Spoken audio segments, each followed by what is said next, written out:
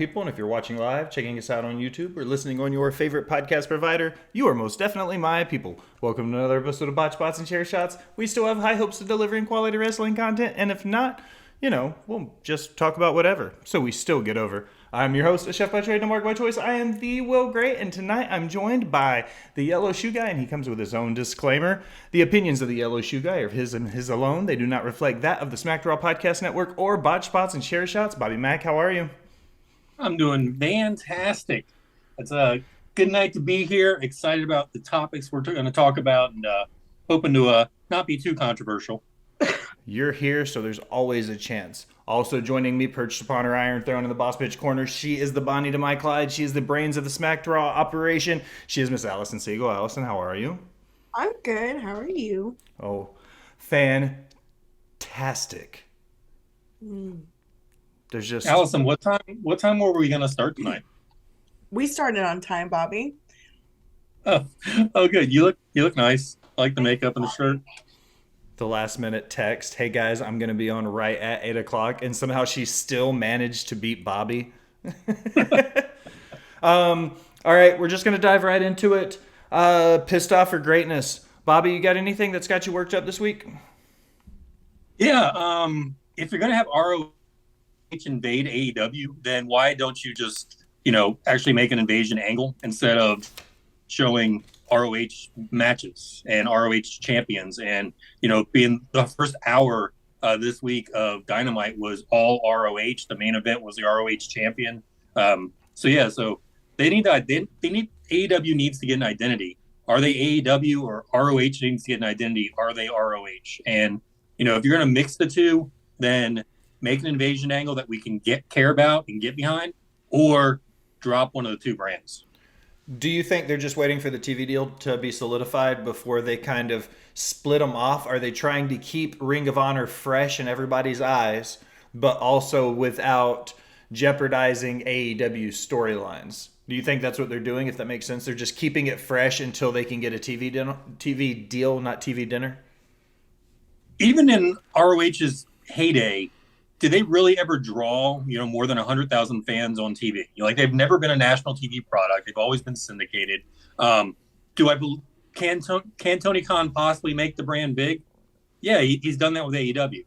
Congratulations. But would I waste my national TV spot on an unproven entity like ROH? No. I think he should maybe started small, and then grew into his big boy pants. I think with the right branding, I think ROH could be good. What do you think about ROH getting their own streaming service, maybe? Kind of like what WWE used to do for NXT, for instance. Before NXT got the USA deal, you could only see NXT on the WWE network. Do you think maybe this is kind of what they need to do with Ring of Honor? I think maybe start small, maybe start a YouTube service, paid service that way. And then as they grow, then, AEW, I think 2 years of growth on YouTube, then AEW starts their own streaming service. They'll have a 5-year library at that point in time. And then ROH can be one of the brands on that. But I'm not a billionaire, so I don't know. I think that once they get a better idea of what the ROH brand is going to look like, be it on TV or in a streaming service or whatever they end up doing with it, we know right now that Warner Brothers Discovery says they want to do 4 Ring of Honor pay-per-views, but they haven't secured anything as far as a Ring of Honor TV deal. So I think once they get a little bit closer to that and they have a better idea of what the Ring of Honor TV deal is going to look like, then we'll get a better idea of what the brand Ring of Honor is actually going to be. Yeah, and to me, that's again, that, is that the egg coming before the chicken, or the chicken before the egg? Don't you have to have a brand to be able to sell that TV deal? But you're saying to do it the opposite way, so that'd be really a TV show that becomes a promotion. But you already have kind of like Lucha. But you already have a brand, though. Ring of Honor is already a thing. It's already established. They were on TV before they folded. So that's my curiosity, though, is what they would look like under the TK regime. What would the Ring of Honor, what would they be now? Are they going to get a TV deal? Are they going to get a streaming service? What do their pay-per-view buys look like? Well, I think it looks like Chris Jericho at 50 something years old as the Ring of Honor champion. When if it was a true Ring of Honor, fan base, they would boo him out of the building. A lot like when WWE pushed Big Show in ECW or pushed Batista in ECW. I feel like it's going to have the same repercussions having a quote unquote WWE guy slash AEW guy as the champion trying to ride his coattails to that TV deal. I'm looking at right now. Ring of Honor, the last one, Supercard of Honor got over 20,000 pay per view buys. I'm trying to see if I can get kind of a Final Battle 2020. Take a look at that and see what they had pay per view buys. I'm sorry for doing this on the fly. That was during the pandemic, of course. I shouldn't be doing this on the air. Allison, what has you Mr. pissed off for greatness? I am super tired, and we'll get into this more in our brief mention in news and rumors, but like, I'm tired of the AEW shit show. Like, get it together. Like, this is stupid. Completely agree. Mine also has to go along with that, and I know we don't want to spend too much time talking about AEW, and we will in news and rumors some. But what has me pissed off for greatness this week is journalistic integrity. I feel like there's a lot of people right now reporting without sources, and they're speculating, and they're allowing these stories, and like they're giving partial news or speculation, and then you get the IWC who turns around and takes that and they turn it into a mountain from a molehill. And I feel like we're getting a lot of this right now, and I feel like overall the dirt sheets just need to do better. Just because you write for the dirt sheets doesn't necessarily mean that you don't have to be National Enquirer or tabloid about it. You know what I mean? Like, you can still have journalistic integrity and report. And I feel like right now there's a lot of people right now that are just reporting blindly without good sourcing. And that's what's kind of becoming the issue, is these people are reporting on speculation and then it's getting blown out of proportion. And once again, when we get into some of the news and rumors, we'll probably talk about that some. So without further ado about nothing, Allison, take it away. News and rumors. So I only want to spend like 5 minutes on this. Let's just get it out of the way and talk about the AEW shit show. So Sammy and Andrade are now into it. And Andrade gets kicked off TV for the day, but not Sammy. And then Sammy makes a series of mean tweets. I feel like the back and forth between these two, the worked shoot from AEW, and Bobby, I'm sorry to jump in there ahead of you, but this worked shoot side of AEW is going crazy. We've seen it with MJF, then we saw it with CM Punk, and then all of that stuff blew up, and now we're seeing it with Andrade and Sammy, and this hasn't quite got there yet, but it seems like week over week it's insert two wrestlers here who have beef backstage in AEW, and it's just perpetuating this idea that they're kind of smoldering from the inside.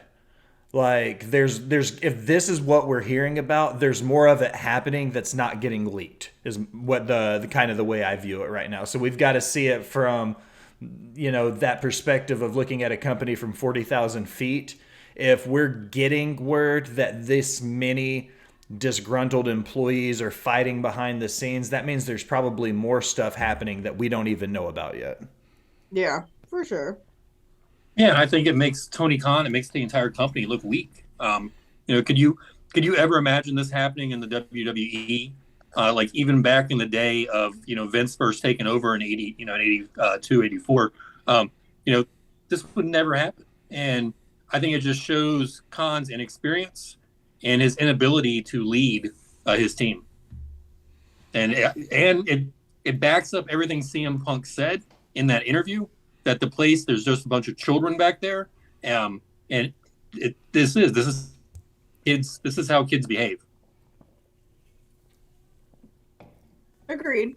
It's just, it seems like there's just no structure anywhere, and what is the phrase that you like to use?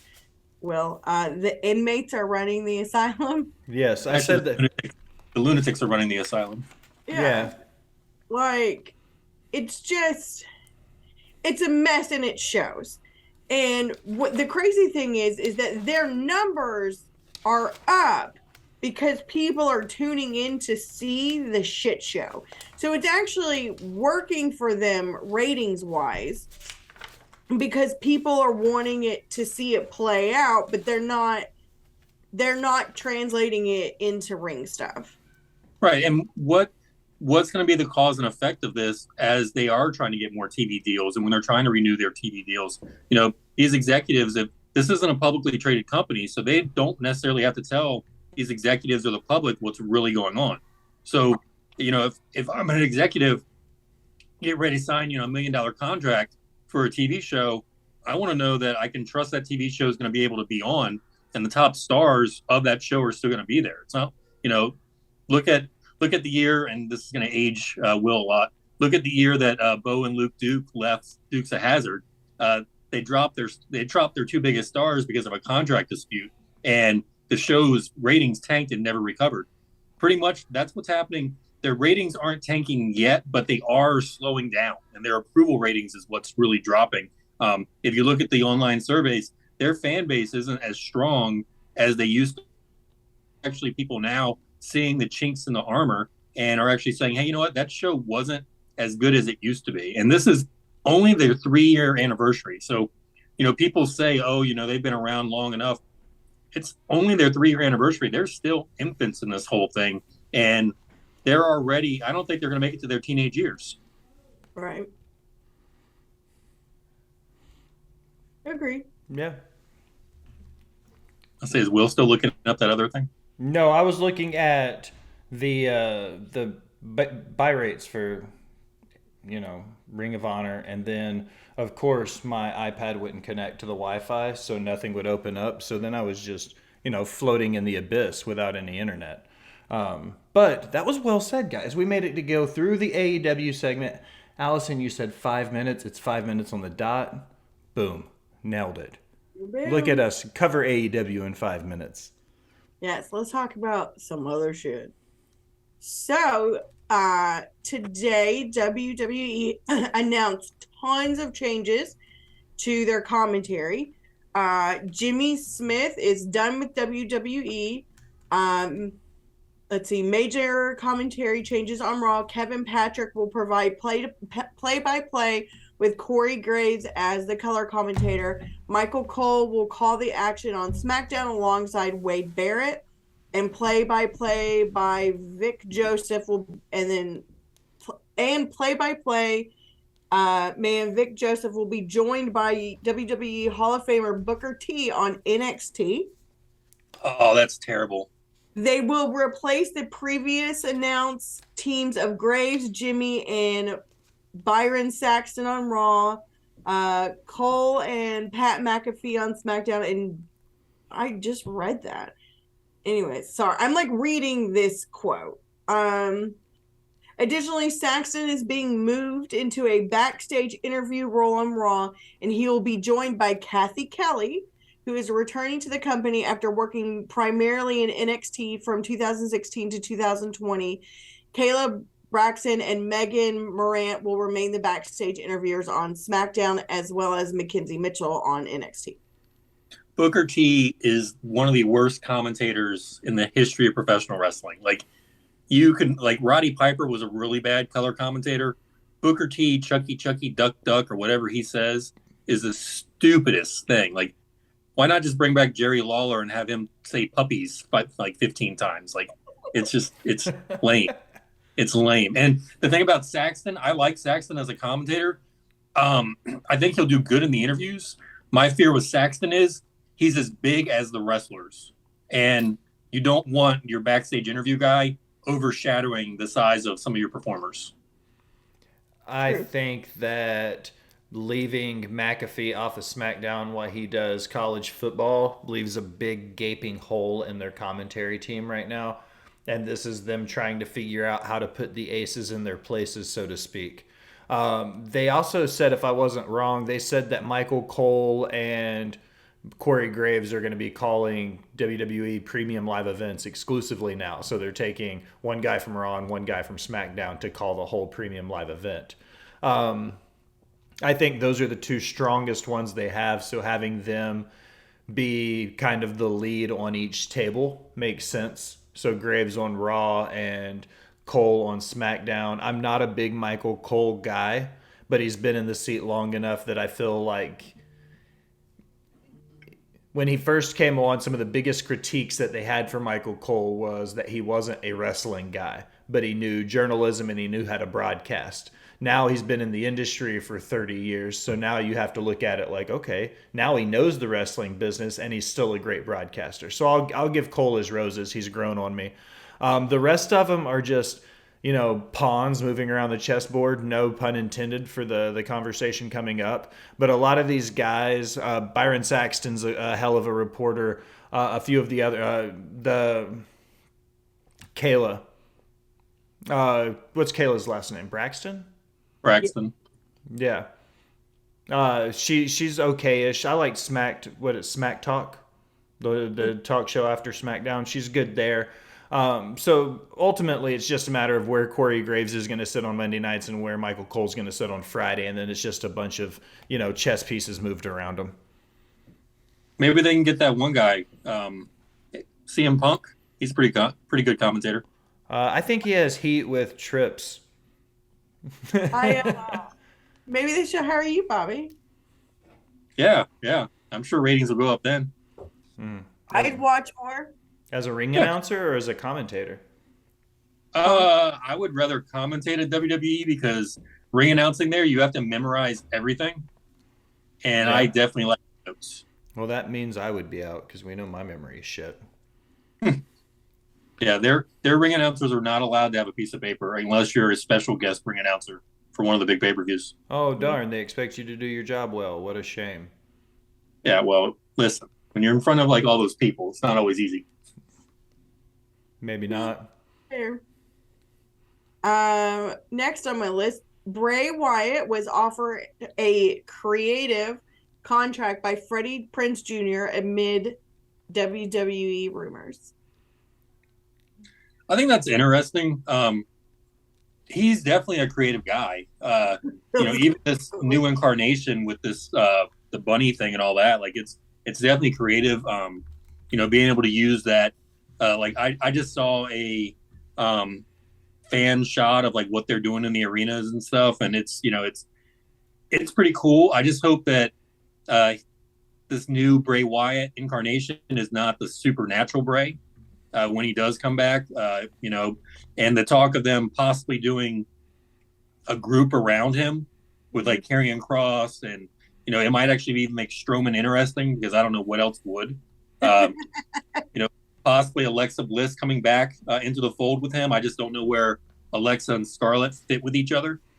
So I think there's a lot of good possibilities. I could see somebody like Freddie Prinze, who's a longtime wrestling fan, used to work for WWE, wanting him, because I know he's doing TV projects and stuff like that. And Bray might be somebody that, the TV networks have never seen before, and might inspire some cool things. Like, heck, I would watch a crazy man, quote unquote kid TV show to see like Bray explore that. Yeah. He set Twitter afire again today because he updated his Twitter profile. It says, "A villain is just a victim from a different story." And then he actually listed an email address for business inquiries, which is interesting because if he is going back under a WWE contract, he can't do that. He can't. This business inquiries, because I've reached out on multiple occasions, is for his extracurriculars outside of wrestling. So his acting, his music, his art. This isn't directly related to the character Bray Wyatt or Wyndham Rotunda. It's specifically towards the other outside world of his life. Because he did just get done shooting that horror movie and stuff like that. So he does have a manager that handles that side of his career. But it is everything excluding the wrestling part. Gotcha. Yeah, and Sasha Banks did the same thing. And the, like I guess the scuttlebutt is Trips is letting them do outside projects that aren't involved in professional wrestling, so they can pretty much do anything and everything as long as they don't participate in pro wrestling. And again, and I don't know if it's pro wrestling on a national TV show or like are indies up for grabs. I know even Undertaker almost took that Starcast booking a couple years ago that Vince had to talk him out of doing because his contract said that he could perform as Mark Calloway, the Undertaker, as long as it wasn't on TV. Hmm. So I think it's a dangerous slope what Triple H is doing. It's more in the line of what a independent contractor should be allowed to do versus an employee. But I think it is a dangerous line for him. And, they're going to make their money off of becoming WWE superstars. But that next step, that next level, like even Liv Morgan in an interview a couple of days ago was saying how she wants to be part of the MCU. So how far is she going to push her WWE popularity to get that, role in the MCU? Please, God. Yeah, because it's what the MCU needs is a blonde hair, blue eyed girl. Bobby, What the MCU does not need is another terrible actor. what do you think this is in reference to how Jesse the Body was handled in the 80s when he was going through the Predator stuff, when he was going through the video game where they were making Jesse the Body the wrestler? Do you see any similarities between this and that? With how they're going to be handling things like royalties and appearances, but outside of wrestling, because Vince, for the longest time, wanted his hand in all of his wrestlers' honeypots. Meaning, if they were acting in movies, he wanted to be able to net revenue off of their likeness because of who they are. Do you think WWE is going to use this as kind of a bargaining chip in order for places like Disney or Fox or Sony to use their superstars? Yeah, and what's crazy is those three names, Sony, Fox, and Disney, they all might be one company really soon. So that's right around the corner.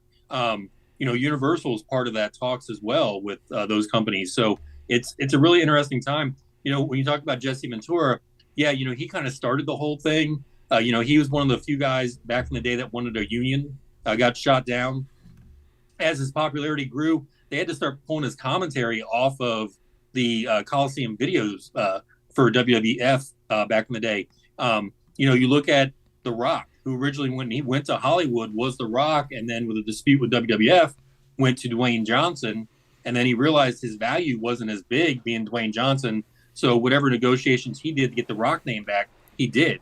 A big lawsuit that's right around the corner is video games, and the artist from Randy Orton is now suing the WWE for their video games using the tattoos that Randy Orton has on his body being duplicated in the video game. Yeah, we talked about this a few weeks ago before you came back. I brought that up in an Anything Goes episode because we talked about it, Allison, because I asked you about copyright law. Because I was like, because it had to do with intellectual property and stuff like that. And my question to you was, as intellectual property, since she designed and drew and the concept behind his tattoos were all hers, and then she tattooed them on him, and then she was saying those iconic tattoos, she deserves a cut of the revenue now off of the video games and stuff.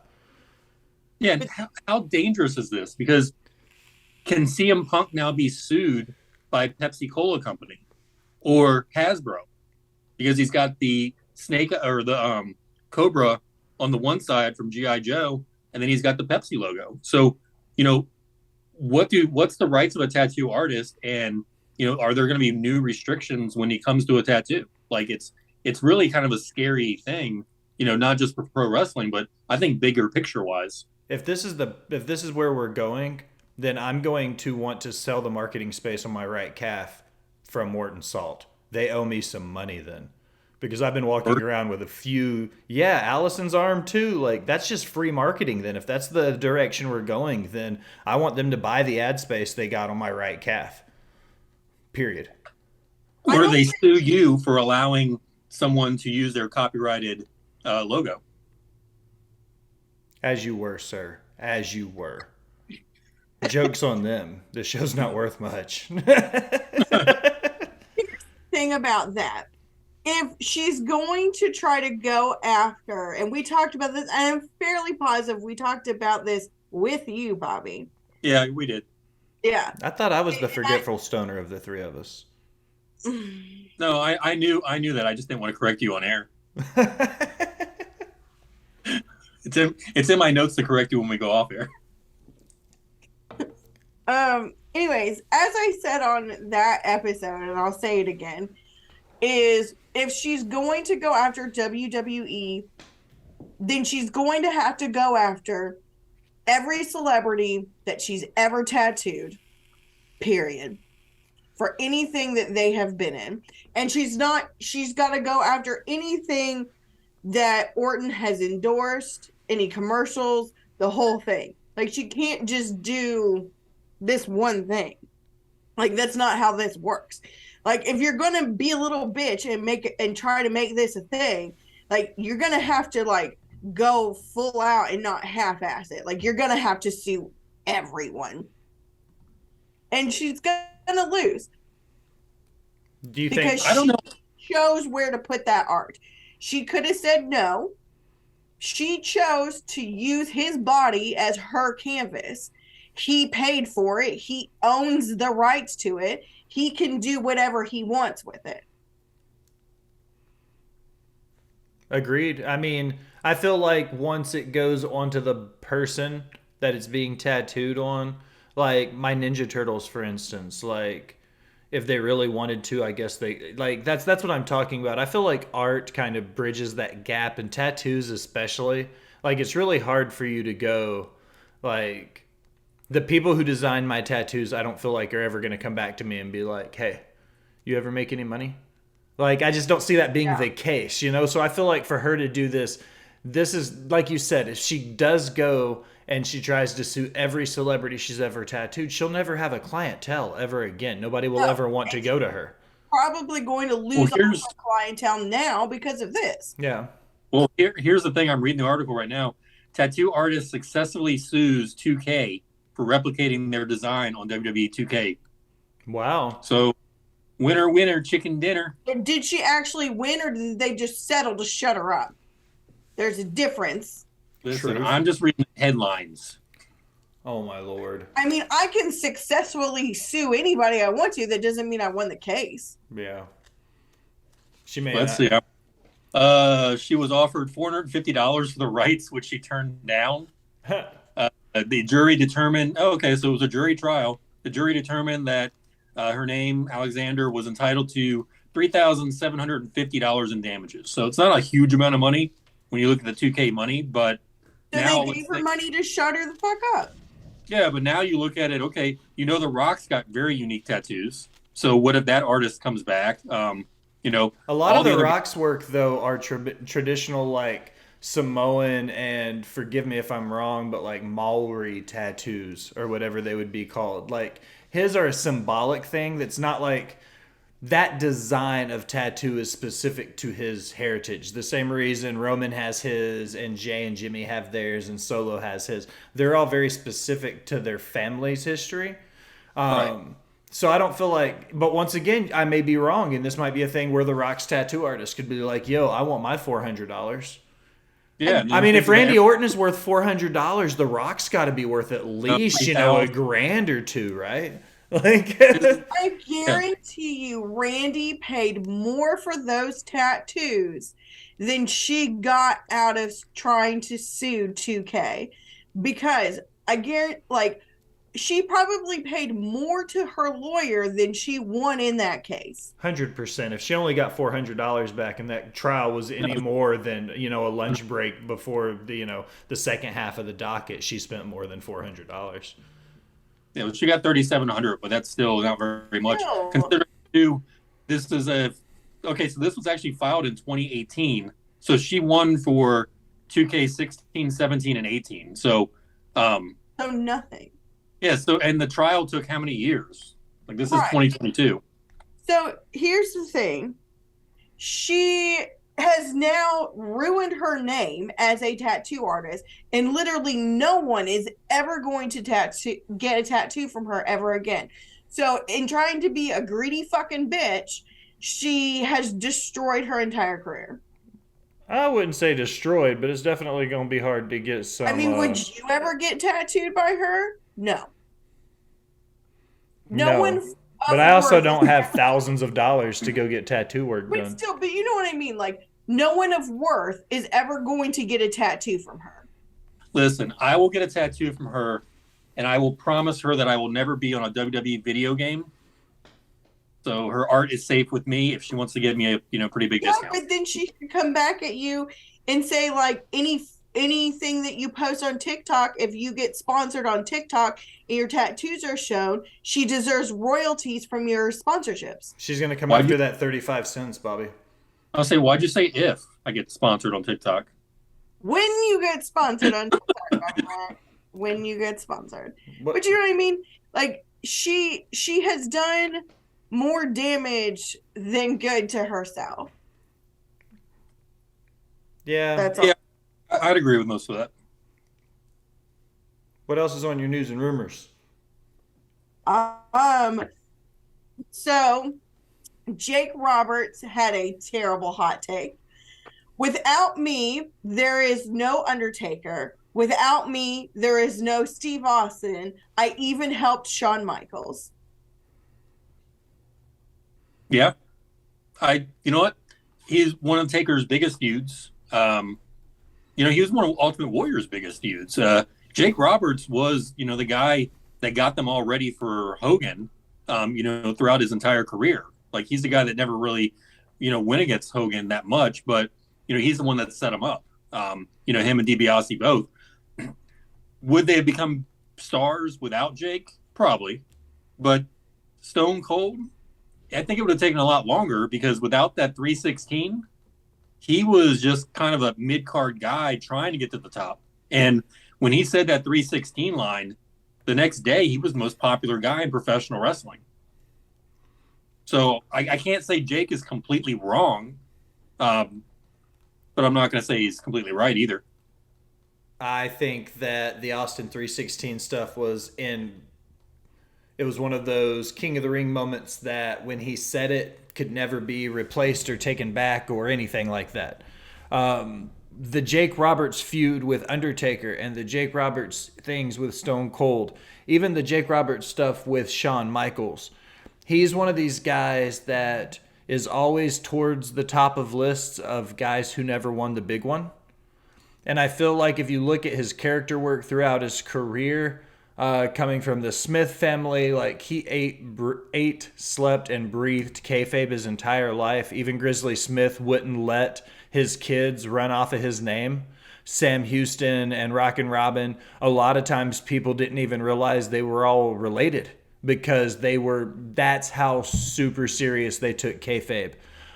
So I feel like Jake the Snake is one of those figureheads in wrestling that may have never been the biggest or most over guy in the business, but I feel like he was definitely one of those people that without him, wrestling wouldn't have been the same. We may have still had Undertaker. We probably still would have gotten Stone Cold and HBK, but he played a pivotal role in so many careers because beating Jake the Snake used to mean something. Yeah, and as a character itself, he was one of those first guys that talked so low that you had to listen. Well, he almost wasn't- had that mumble to him. He would get real soft, like not soft, but he would speak with purpose. And when he said something, everybody kind of stopped. And that was just the way he presented himself. And he didn't have to be a quick, silver-tongued, devil on the mic. He could just say very direct lines and get over. He wasn't, blessed with the gift of gab. He couldn't talk for hours, but what he did say had substance. Yeah, and he was I'd say, he's one of the best mid-card talents out there he invented one of the biggest mid-card moves now out there. Used to be a devastating finisher, but now, it's like a super kick. Doesn't really do that much damage with the DDT. He did. That was his finisher for a long time, and I like the fact that if it wasn't for him, then we wouldn't have got the double underhook DDT that Cactus Jack used. We wouldn't have the Future Shock DDT or the 1917 whatever, the Finn Balor one that he does, the inverted DDT. Like there's so many moves that came off of this. It's a lot like Jerry Lawler's Pile Driver. A lot of people don't even realize that it's a thing or used to be a thing. Yeah, Road Warrior Hawk tried to destroy that one time. First guy to have Lawler. Lawler did it to him, and Hawk immediately jumped back up and got Lawler's face. And heard there was a lot of backstage heat on that. Yes. So, not to interrupt Allison, I got breaking news. What's that? Yeah.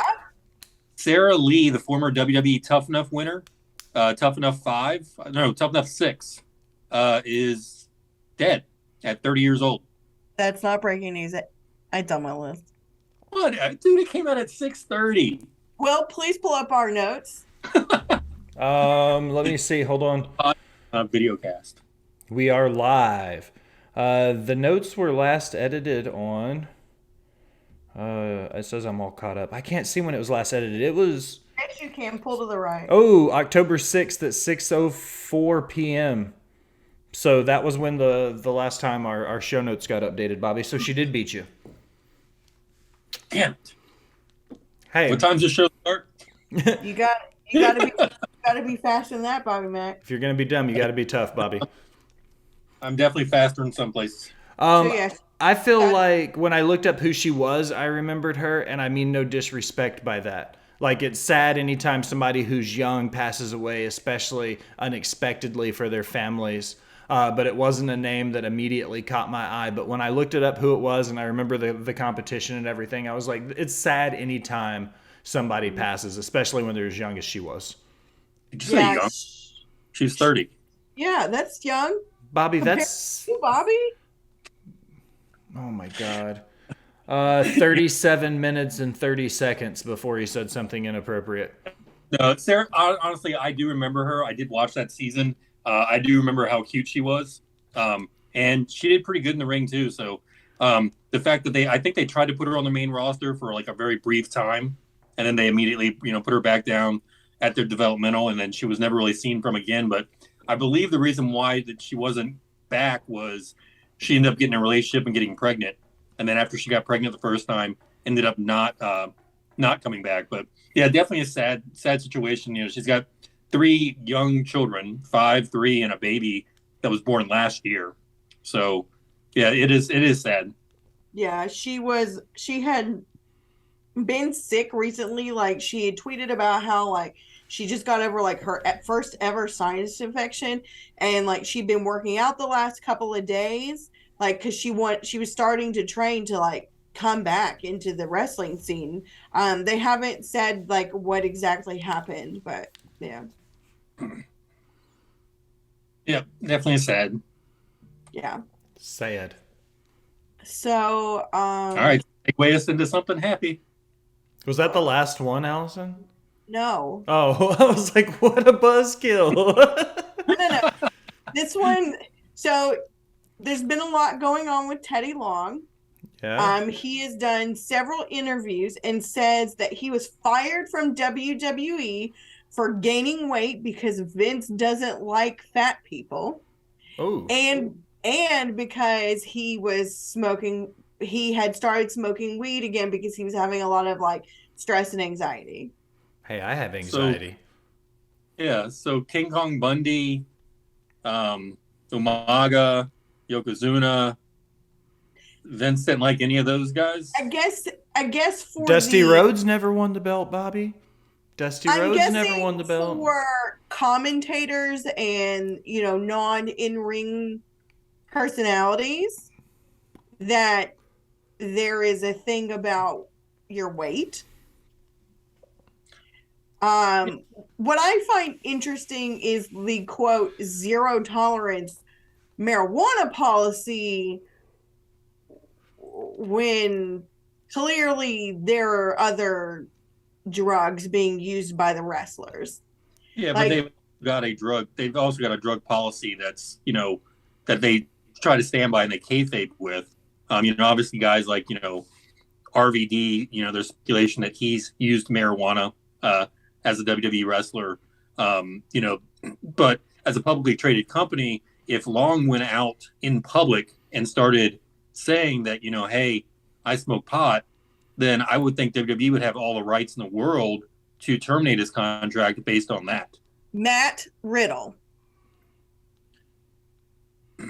Matt Riddle, I don't think announces it or says it as much. They literally have a 420 Matt Riddle shirt. What's 420? That they sell in the WWE shop. What's 420? Is that like 316? It's sort of like 316, except, So there's a biblical thing about 420. I'll have to look that up as with my nightly Bible reading tonight. Yeah, it's like Flair now. Flair's starting to do marijuana stuff with Mike Tyson. So as soon as this show's over, I'm going to do some marijuana stuff. And I'm going to go read my Bible, look for this 420 verse. California, chapter 4, verse 20. True. Which one of those statements do you believe is more true? That Yellow Shoe guy is going to go read the Bible after this, or Will's going to go hit the 420? If you've watched this show more than one time, you know what's about to happen as soon as this show goes off the air. I mean, yeah. Anyways, whatever the point is in the case of the matter, what was the whole point of this? So he was overweight and smoking pot. Yeah, and that's why he said he got fired. Oh. And again, you can agree with that. Like Vince is pretty callous. Look at JR when he had his Bell's palsy. Vince didn't want him on TV anymore. Well, this is also the same guy who laughed at what was his name? Ed Ferrara, when he would do the Oklahoma gimmick in creative meetings in WWE. Vince thought it was hilarious. And then the moment they used the Oklahoma gimmick in WCW, Vince was all, oh, you can't talk about my boy like that. And everybody knew that Vince had a problem with JR. Yeah. I mean, look at every bigger female wrestler. Like, look at every plus. Oh, trust me. I do. Wrestler. I do. Oh man, yeah, but who's the one that's there now? Dewdrop, and they bury the fuck out of her, and she's amazing. Yeah, but they pushed The Rock's cousin, Tamina. For 5 seconds. Are you talking about Tamina? No, he's talking about Tamina too. No, Tamina was Snuka's daughter. You're talking about Nia Jax. Yeah. Yeah, but they pushed Tamina too. They pushed both of them because of their families. They pushed Kong, not King Kong Bundy, but the female Kong. I'm not even going to touch that. I feel like somebody's going to. Bobby, what are you talking? But Nia's been released, and any other like plus size woman is buried. Fabulous Moolah. I know we don't bring up that name, but what about her? She was pushed, and she was a bigger lady. Yeah, she was also like she carried the belt for like 28 years, Bobby. Like, push is not the word for what Moolah did in the business. Like, she legitimately sat upon an iron throne and was like, fuck you, I'm never giving this up. Yeah. Yeah, but Vince had the power to knock her off her throne anytime he wanted. Yeah. Let's not forget that whole Wendy Richter thing. Remember? Yeah. But the original screw job. It wasn't in Montreal. Yeah, but there was also some of the things I think Vince does to help people. Like Paul Bearer, he didn't want to bring him back until he lost some weight because he wasn't healthy. And Big Show, same thing. Sent him to OVW because he wasn't healthy. Yokozuna, same thing. Like, I think some of the things, yes, we do look at as like cruel, and they don't fit Vince's model. But one, Vince is the guy. It's like, if you want to work at Hooters, you have to look a certain way because you're hired as just recently changed those policies. Yeah, I did actually read some of that. I also like Winks. Yeah, but it's again, is it changing with the times? How long ago was Long actually fired?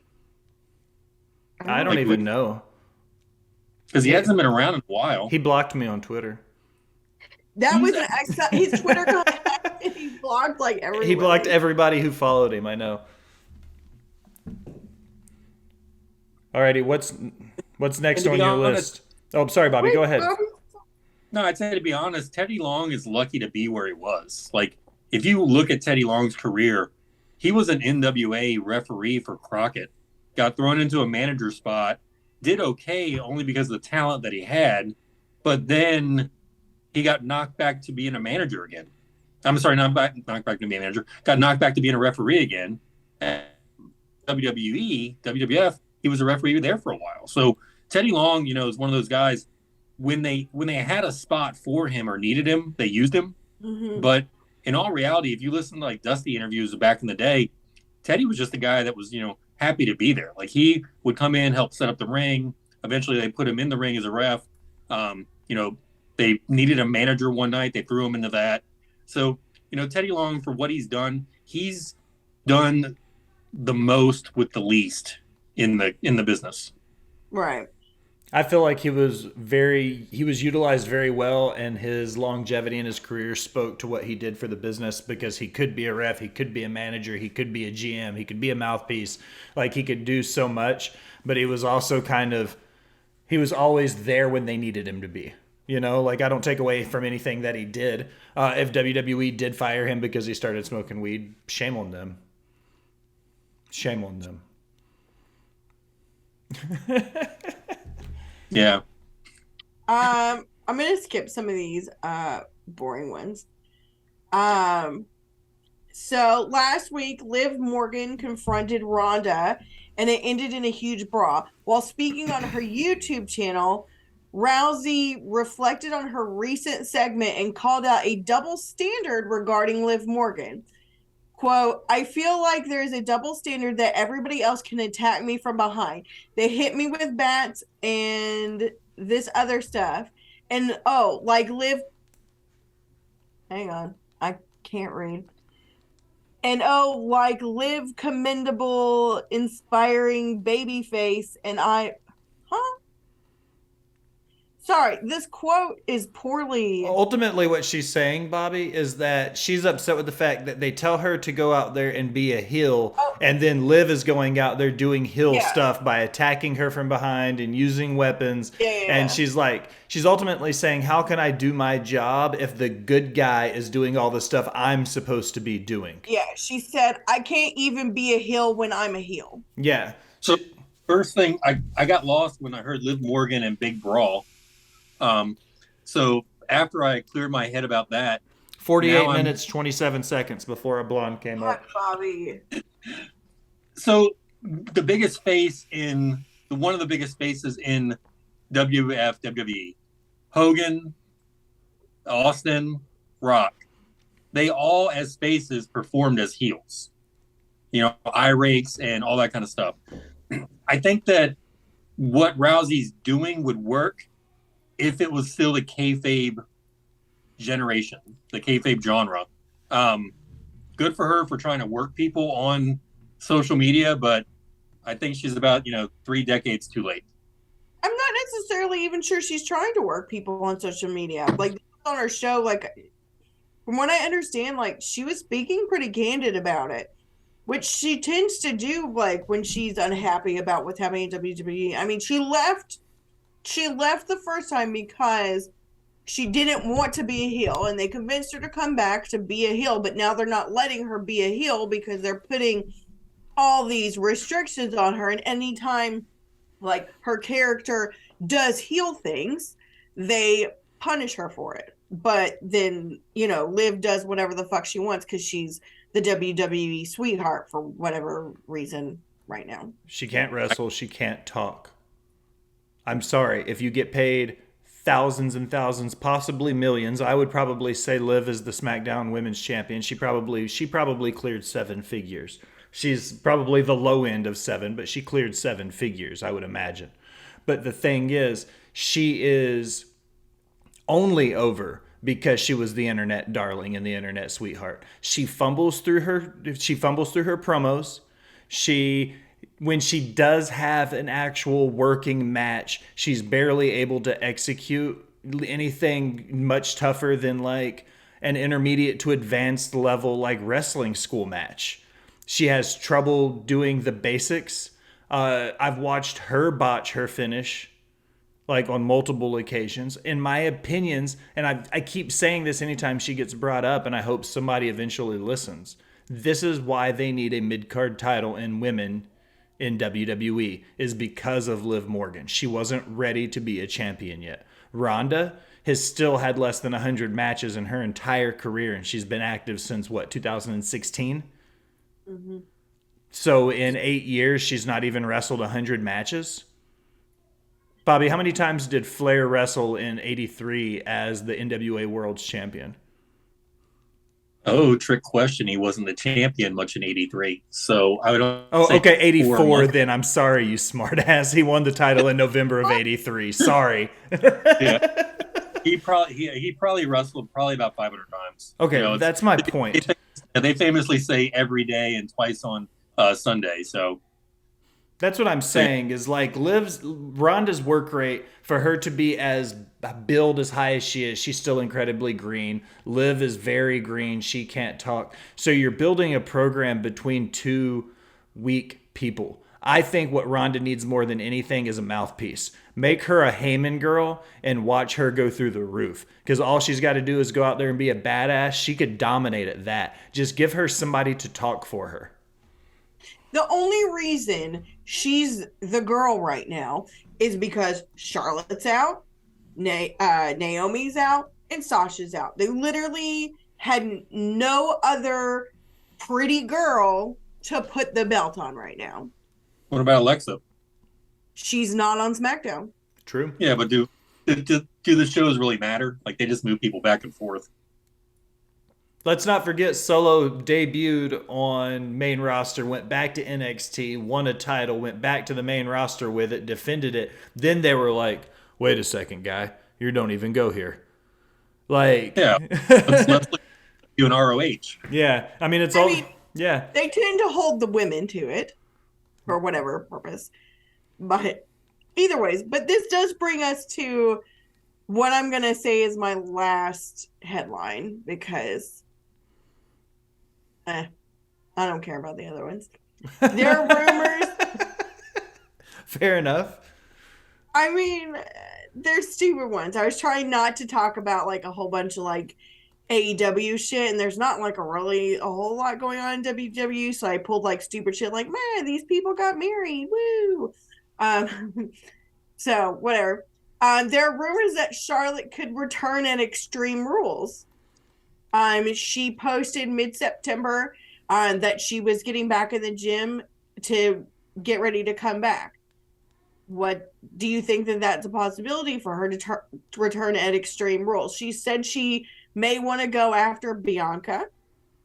But honestly, I would love to see her come in at the end of this shit show match between Liv and Ronda for the third fucking time and just tell them to go the fuck away.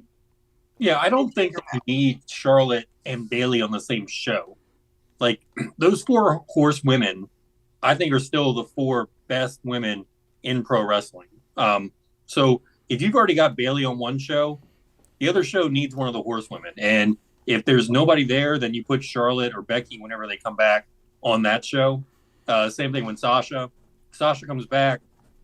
I'd put Sasha on the opposite show of Bayley no matter what, because I'd want to build up to an eventual match between the brands, between those two. So I think Charlotte's star power, I don't think you put her on the same show as Bayley because you don't need her on that same show. Right. Well, I mean, she won't be she is technically on Raw, but I mean, they're about to do the draft, right? Like, that's soon, isn't it? My thing is, what about Royal Rumble? Okay, we talked, we've got this kind of low period coming in after Survivor Series where we don't have a whole lot going on. What about Charlotte coming back now, Becky coming back at the Rumble, and then by the time we get to WrestleMania, we've got some kind of winner take all match between Bianca, Bailey, Becky, and Charlotte. I'd like Don't to you see think, that. don't you think that would be a Cody return? No, I think Cody's return at Royal Rumble and winning it to go to WrestleMania is pretty much all but written in the stars. I mean, I they don't. said, Go ahead. sorry. They said they're not sure when Cody may even be able to come back. That is probably going to be several more months. Well, that's what I'm saying. Everything about that injury said 6 to 8 months or whatever. So you were looking at January or February. So the end of January would give him the full max amount of time of recovery time before he came back.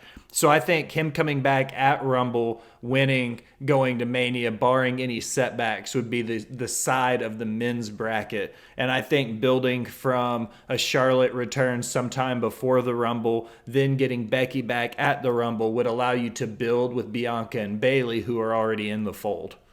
Yeah. Right. The only thing, like I said, I would worry about the fact that how many returns can you get in one show before it starts to hurt the other returns? And TK did them every week, baby. Hey, watch Dynamite tonight. Huge announcement. Here's Bryan Danielson. Here's Adam Cole. Here's Andrade. Here's pretty much everybody in the wrestling world. Here's Japanese guys. Here's guys from CMLL. Here's AAA. Even Taya. No, Taya's never wrestled for AEW, I don't think. Has she been on AEW? That's your girl, Al. Who? Taya. No, she hasn't. But wasn't her husband once? Yeah, Johnny Elite or whatever his name was. He wrestled he got relinquished to Dark and Dark Elevation. He wrestles on their YouTube stuff a lot. Dude, that's shitty because he's much better than that. Well, that's one of the big issues. Not trying to talk about AEW much, but that's one of their issues. They throw these people out there, and this was actually one of the things I was debating on the whole thing. At the beginning with Pissed Off for Greatness is the fact that they debuted Paige. And there seemed like there was uncertainty if she can even wrestle at this point in time. I know Britt Baker said something behind the scenes, but it's probably kayfabe because by the end of that segment, she was actually getting physical for the first time in, a lot of years. So, Paige was already starting to die off, or now Saraya. So I don't know. I feel like AEW drops the ball a lot on these debuts and they just don't know what to do, or if they're not part of that elite circle with Omega and the Bucks, that they just get thrown to the side. Like FTR, another tag team. FTR had one of the biggest pops of the night this past week in AEW Dynamite, but yet they don't want to use them because they're better than the Bucks. Right. So box off. Okay, I lied. I do have one more. And let's make this quick because I feel like this should be quick. Sounds like prom night. That's what my date said. Sounds like your every night. Oh, buzzing. Booker T thinks it's time for Edge to go away. Chucky, duck, get off commentary, Booker. I don't know. I like Edge. I think this whole him being Adam Copeland thing is working. As long as he doesn't do anything to get hurt, I think he's not doing anything to bring the program down right now. Apparently, Edge made a comment to Booker about how his bones were starting to creak when he's in the ring. And he was thinking about retiring. And Booker's comment back was, if you're thinking about retiring, you've already mentally retired and it's time for you to leave. I don't know about that. I feel like when you've been through what Edge has been through, you reach a point where it's he's going to go when he's ready to go. And it's going to be his and maybe to a certain extent Beth's call, and nobody else is going to make that call except for those two. Right. Yeah, and is that Booker trying to get a match against Edge? I don't know. I didn't read the whole thing. I just headlines. You only read the headline? No, I pulled out the hot take. Well, as long as you pulled out, Bobby, I can't with you, man. You're the reason why I have to hit the explicit button every week. you're welcome. All Okay, right. we ready? We are ready, sir. All right, so here was the thing. Bobby, this was originally your idea. We're going to roll with it, and this is how we're going to go about it. We're going to build a chessboard that is going to be All Elite Wrestling versus WWE. What we're going to do is I'm going to give you a chess piece, kind of describe to you what that chess piece represents on the board, and then I want you to give me who you think that is in AEW and who you think that is in WWE. Okay? So we're going to start with the top. The most important piece on the chessboard is the king. He can do everything, but he's also the piece that has to be the most protected. Okay? So we're going to start ladies first. Allison, who is your king in AEW and who would be your king piece in WWE be? And then Bobby, you follow her up. My king in AEW is Moxley, and my king in WWE is Seth Rollins. Okay. Why Moxley? Why Rollins? Just give me like the 10-second like synopsis of why you think that is. Honestly, I think that they are probably the best of each of their respective rosters. Roman already has 1 foot out the door, so they need to protect Rollins at all costs to make sure that he stays healthy and can take on that role when it's his turn. He is, besides Roman, he is by far, to me, the best guy on their roster. Kind of same thing with Mox. Punk to me has never been like, oh my god, he's so amazing. Like, to me, Mox is their best talent. Kenny Omega is overrated. I'll say it all day, every day. So, Mox needs protecting for, I think, other reasons. As far as like he's already at the top, I think that they just need to make sure that he stays healthy and kind of on his path. Bobby, who you got for your king? Okay, so I misunderstood the assignment. I did WWE all time versus AEW current. So Fine, that'll still work with what we're doing.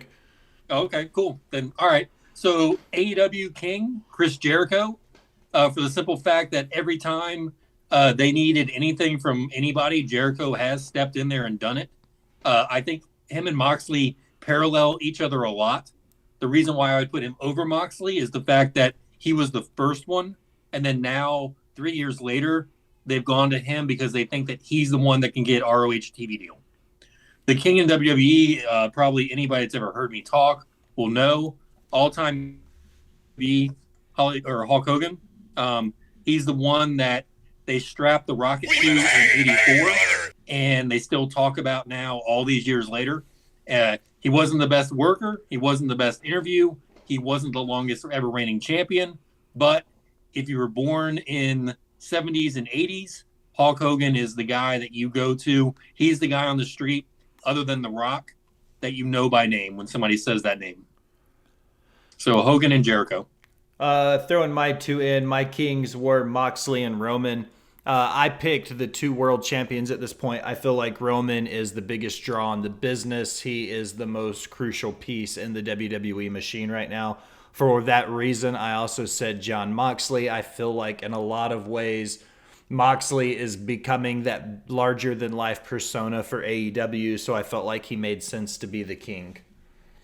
The queen, however, on the board is another versatile piece. She can do everything. She's commanding. She can go all over the place. Who are your queens? This is not necessarily based off of a sex or gender. This was more so who do you think is the most versatile wrestler on the rosters? Allison. I'm going to continue to go first. I picked two women because, I picked Jade Cargill for AEW and Bianca Belair for WWE. Bobby, who are your? Oh, sorry. Go ahead. Oh, do you know? You can throw in a quick explanation too. I didn't know if you wanted to or not for everyone. To me, they are, what you said, the most versatile and the best. To me, the best females on their respective rosters. Like, there's nobody that can touch either one right now. Bobby, who's your queen? My queen is going to be John Moxley. Again, sex doesn't matter on this. I think Moxley is second in command. Whenever they have an issue, they go to him. Also, the fact that he is stepping up as a locker room leader in this time of just absolute discord. He's going in there and he's, something that you wouldn't picture John Moxley from 10 years ago or 15 years ago on the Indies being. And then my queen on the WWE side is Bruno Sammartino, which, as we're recording this on October 6th, it's actually his birthday today. So, Bruno, happy birthday. But yeah, Bruno, longest reigning WWE champion, first guy in the WWE, WWF to hold the World Heavyweight Championship twice, and also the longest reigning WWF champion. So at that point in time in history, when Bruno was on top, Bruno deserved to be on top, and he's the one that made this company famous. My queens were Bryan Danielson and Seth Rollins. I feel like they they not necessarily Danielson's not the best talker, for instance, but I feel like he's the best worker. He can almost make everything look good in the ring. I would say that next to Moxley, he's definitely the most important person on that roster because of his ability. When he comes back from injury, barring anything, he's always got a good return. The version in WWE of that is Seth Rollins. He's the architect. He is, the Monday Night Messiah. Everything about him right now, in my opinion, says that Seth Rollins is the Babe Ruth of professional wrestling. Don't even go there, Bobby. We can have a conversation for days about that. I feel like Seth Rollins right now is a generational talent, so he's probably the most important piece that's not named Roman Reigns in WWE right now. So the bishops, the next couple pieces, bishops, knights, and rooks. We're going to rattle off our pairs for who the two people we picked are. Allison, who are your two bishops for each company? I've got Claudio and Bryan Danielson for AEW and Roman and Bailey. Okay. All right. Bobby. Yeah, so I'd go bishops. I'd say Omega and Page on the AEW side, just for longevity. They've been there since day one. Even though, whatever's happening is happening now. I think they're truly a foundation for the company. Is it the foundation you should build your company on? Not necessarily, but for what AEW is 3 years later, I'd say those two had a big impact. My bishops on the WWE all-time side is John Cena and Randy Savage. Both guys that just transcended pro wrestling. Cena became bigger than I think anybody ever thought he should be, and very, controversial, and also stuck with that. Once he became a face, he stuck to that face character. Randy Savage was able to bounce back between heel and face, coming from a small territory in Tennessee, homegrown talent down there. And I really feel like Cena and Savage are two guys that I would depend on to always be in my top tier. My bishops, I got FTR, Dax and Cash for AEW, and Bianca and Bailey throwing in my first female components into this puzzle piece. I feel like FTR are pivotal as tag teams. They're both valuable members individually, so I feel like they're going to be an asset anywhere they were at. Bianca and Bailey are two cornerstones for the women's division. They would be stars anywhere they were at. So having them as being two of the top stars in WWE, it was a no-brainer. What about your Knights, Miss Siegel? My Knights are the Acclaimed for my two spots for AEW, and Lashley and Theory for WWE. The Acclaimed. I like that pick. I think those guys are more over. They're one of those things where they're more over than anybody ever thought they were going to be. I grown. fucking hated them at first, but now I super like them. Yeah, they just need to get rid of Billy Gunn. Oh, no, I think it's funny. I think the Scissor Me Daddy Ass stuff is fire. I don't think there's anything wrong with it. I do think it was funny last night when he told them to stop running with the scissors because he's Ass Daddy. So yeah, as a father, you can appreciate that. Oh my So God. my nights for AEW are the Young Bucks. Again, not somebody or a tag team that I like in any way, shape, or form. I'm not entertained by them. But again, this company is built on them, for better or worse. So the Bucks belong, I think, in that night category. My nights on the WWE all-time side is Mr. McMahon, the character, and The Undertaker. Just two solid foundations. Mr. McMahon as a solid heel, and then Undertaker being wherever he needs to be, and being a locker room leader. My nights were Ricky Starks and Wardlow for AEW. I feel like Ricky Starks is a talent similar to Adam Cole. I think that if you look at their size, their abilities, their move sets, their charisma, you could take Adam Cole out of that equation and put Starks in his place, and he would be an absolute star. Wardlow speaks for himself. He looks like a champion. He walks like a champion. He works like a champion. On the WWE side, I put Sami Zayn and KO. They're both versatile as heels. They're both versatile as baby faces. They work together well in tandem. They both kind of, like Sammy has that wild side to him, and then KO also has that wild side to him. So I thought this made sense. What about your Rooks? Very just straight, boom, boom, boom. I have Penta and Ray Phoenix for AEW and KO and Carmelo for WWE. Ooh, the first NXT guy. I like Carmelo there. I feel like he's bigger than NXT. Do you think he should be called up to the main roster yet? No, because I think he'll get buried there like everyone else does. So you're happy with him being a superstar in NXT, but not Yeah, going to the main roster? for now, like that's where he should be because where's he going on the main roster? Like where would you put him? Well, he's not going to beat Gunther for the IC title. He's not going to beat Lashley for the US title. So he would just be another mid card guy. He's not going to. He wouldn't beat Roman. Like he would be kind of like an Austin Theory. I think would be along the lines of where he would be at. But Somebody. even Austin Theory's got his briefcase. You know what I mean? Like there's just nowhere for him because he's a face, right? In NXT right now, or is he a heel? I can't remember. He's a heel. Okay. Like the main roster is nothing but heels, really. So Well, that's because our boy RN always says this the right way, and I think he says it, and like there's a lot of truth here. That's because in WWE, a lot of times the faces are doing heel shit.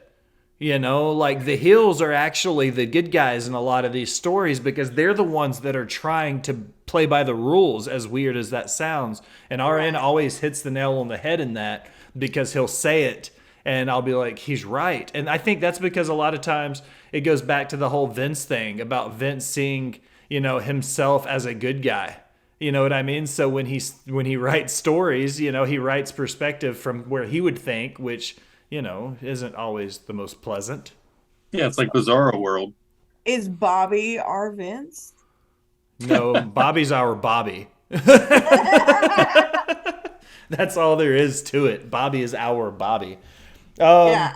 Who are your So Rooks, Bobby? Yeah, I'm really shocked that these names weren't mentioned yet. But Rooks, MJF, and Darby Allin. And if you notice, my entire list for AEW are all original AEW guys. Like, this was the foundation of this kingdom, was these guys. And again, were they all great? Like, were they all popular? Do I like all their matches? No.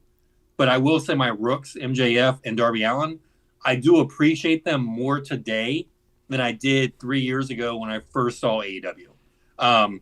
My Rooks on WWE side, I think is pretty telling to the fact of how much I appreciate MJF and Darby Allin, because my Rooks on WWE side, all-time greats, Stone Cold Steve Austin and The Rock. No explanation really needed. I feel like a lot of people sleep on Darby Allin and don't give him the credit that he deserves. I think he grew a lot since he came into AEW.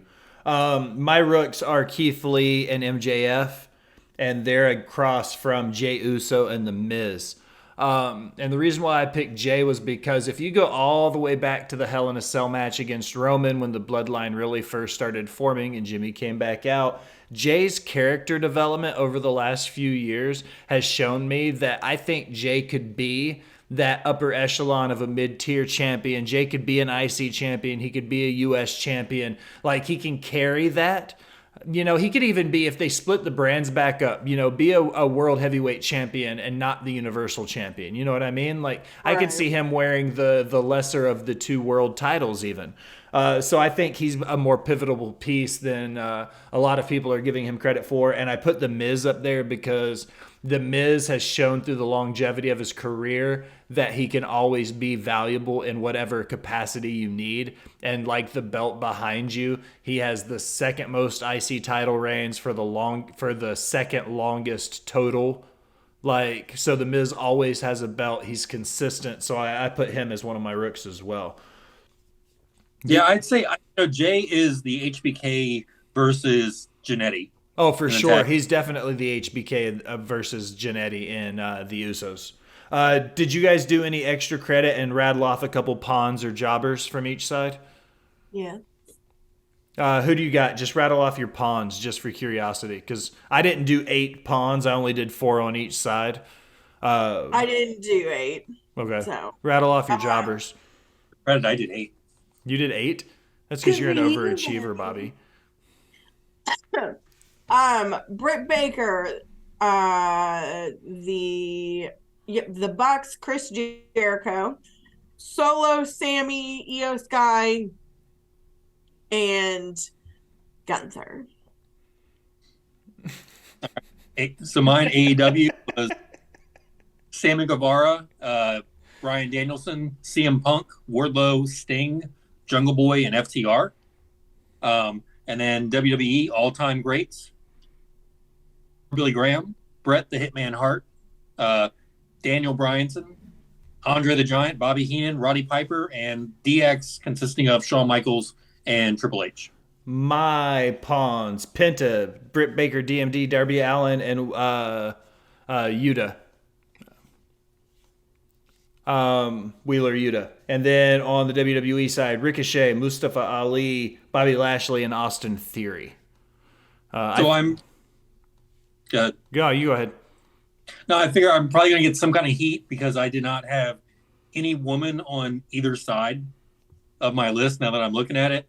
AEW side, I had Britt Baker on there at one point, but then I realized that the women's division in AEW just was not very strong, and it hasn't been strong yet. I know it's going to get there. I see what you're doing there, Allison. I'm just eating French fries. Outside of Jade Cargill, Britt Baker, Chris Statlander, like there's not a whole lot of women at the top of their women's division. No, there's really not, and they haven't pushed their women's division very well. And with Britt Baker, in 3 years' time, she's improved 1,000%. And I think if we did this list in 2 years, Britt Baker would probably be in one of my top 5 spots on there on the main board, not just a pawn. I think Britt Baker in 2 years will not be on it. What do you mean? Because I think that there's other talent that they're just not utilizing that are much better than she is. The only reason that they utilize her so much is because she's pretty and because she's Adam Cole's boo thing. I guarantee you in 2 years, she will be either out on maternity leave or she will have fallen back. They ready to leave me again because I don't think she's that pretty. But I'm like, if you look at like where the AEW women's division started, like she was the prettiest of the bunch starting out. They have since added others, but I think that there is much more deserving talent of the limelight that she's getting that they just bury. That's the whole mantra of AEW's like mission statement, though, is like they've got 1,001 uber talented wrestlers, but they've got 3 hours of TV time for everybody. I mean, you don't think that they buttered her up and made her super happy so that the second Adam Cole's contract was up, that they could get him to come over to AEW. I would say that the Bucks and those guys had way more to do with it than Britt Baker did. I would say Britt Baker got her job because of Adam Cole and the Bucks. Right, How but I'm saying sexist. like she was on AEW well before he was. So, if they make her happy and she's, goes home like, oh my gosh, I'm so happy here. And like his buddies, like that doesn't hurt their case for him to sign with them and not stay with WWE. Yeah, and she was the first female that they signed, and they made a big deal about that at the conference. But again, if you had a draft, is Britt Baker the first female that you're going to draft? Absolutely not. Yeah, so I the fact that I do think that it was a ploy to make their boy happy, their boy being Adam Cole, to get him on board. Yep. And they probably treated her like a queen. They put her in main event spots when, honestly, she didn't deserve the main event spots. Like, does she deserve them now? Maybe in AEW, but if you put her in there with the 4 horsewomen, no. And if Paige can still go, then I think Paige is going to be able to outshine her, even with 3 or 4 years of ring rust and a bad neck. Right. So, and again, the reason why I didn't have any women on my side of WWE side is the fact that these are all, and I just, the horsewomen probably could slide in there, but who do you knock off your pawns when you've got Billy Graham, Bret Hart, Daniel Bryanson, Andre, Heenan, Piper, and DX? Like, the most I'd knock off is maybe Michaels or Helmsley. Do you want a funny, like a little funny? Yeah. So anytime I hear Bobby mention Billy Graham, I always think of like the Uber like Christian guy Billy Graham. Like I'm like Billy Graham, The superstar Billy Graham. that's who comes to mind when I hear that name. That goes with my Bible reading of 420 later on. Superstar Billy Graham preaching from California, chapter verse 420. So, the next thing on our list is our top 5 hardcore wrestlers.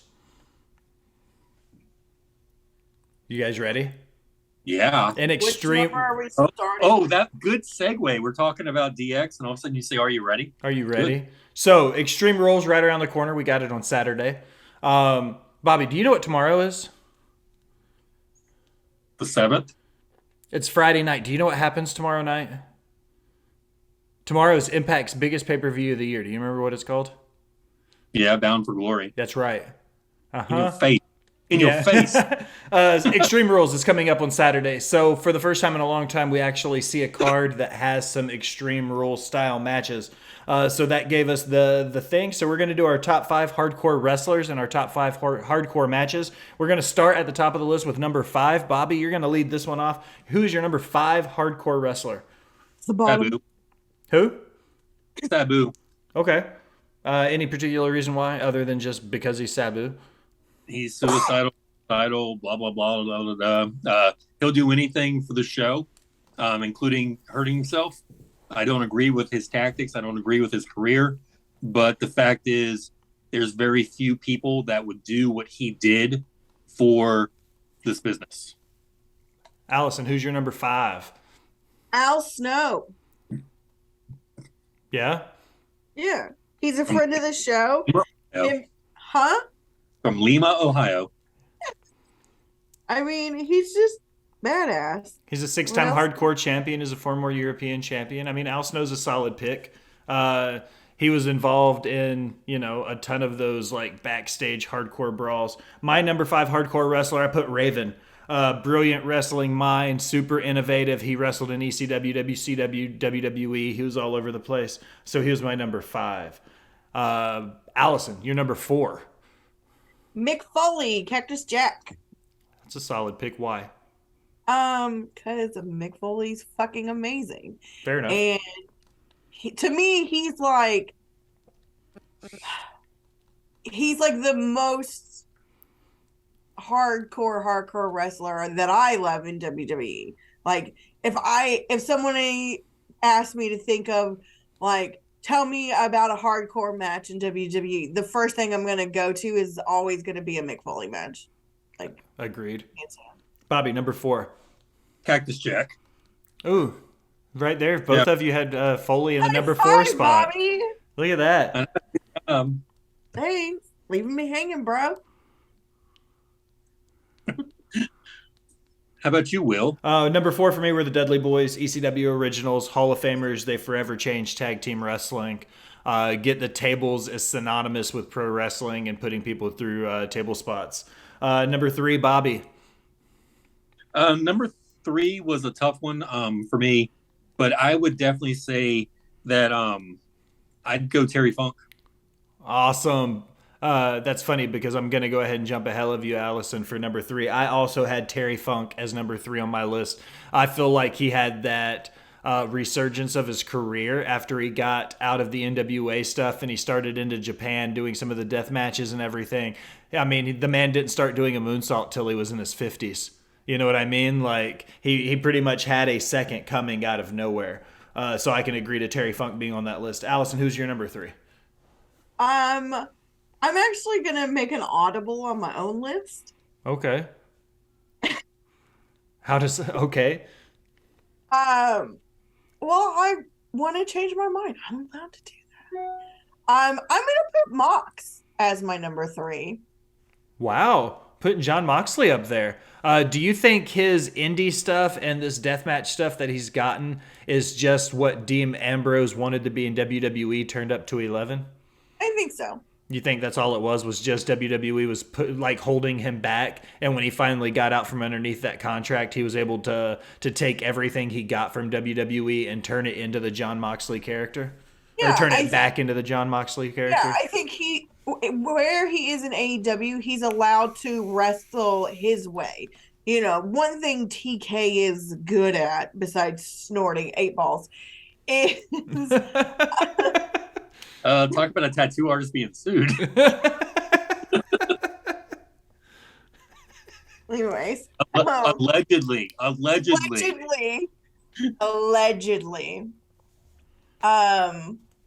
Is that he lets his wrestlers kind of choose their path in creative, more or less. And so, like, he's allowed to wrestle the way that he wants to. Maybe sometimes, like, there's more hardcoreness in, like, your everyday Dynamite match than there should be. But I still think that he is fantastic at what he does. Number 2, Bobby Mack, you're up. I'm going to go with the Sandman. Oh, Sandman's a solid pick.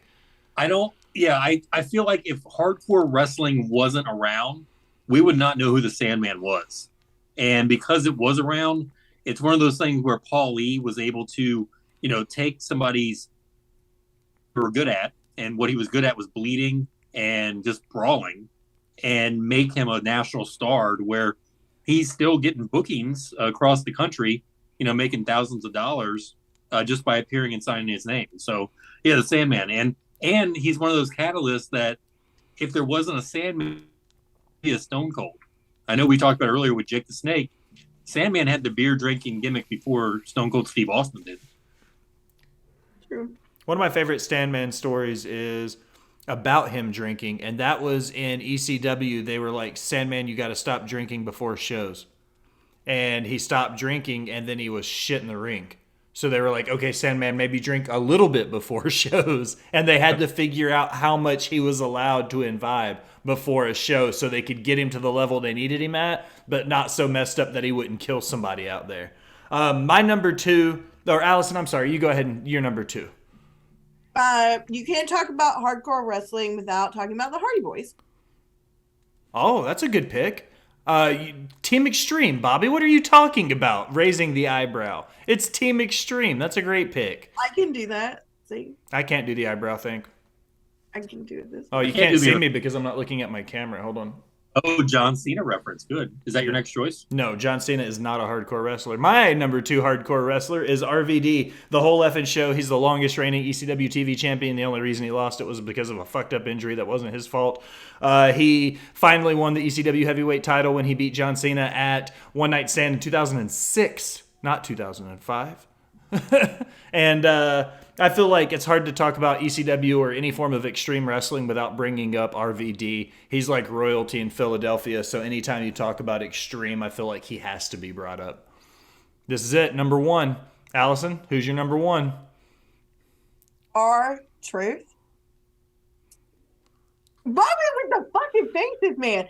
He's a 58-time 24/7 champion, which is defended under the same rules as the hardcore title.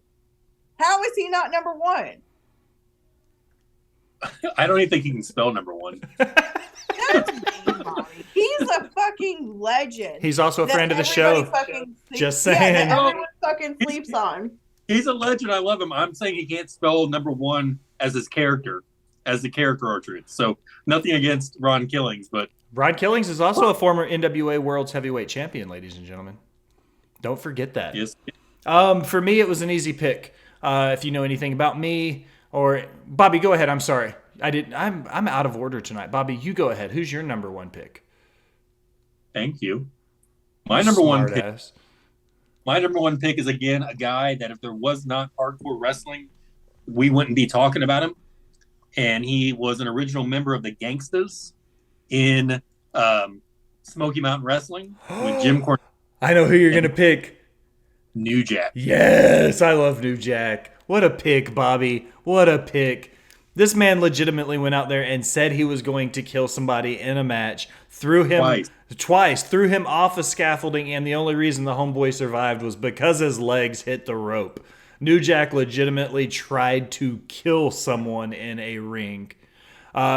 The story with New Jack and what was his name? The old guy, Bobby, in like Ohio, who didn't feel pain, so he wouldn't sell for him. So New Jack got mad about it and just started literally like beating him with baseball bats and stuff in front of the crowd, like left him laying. Like New Jack was wild. That's a hell of a pick.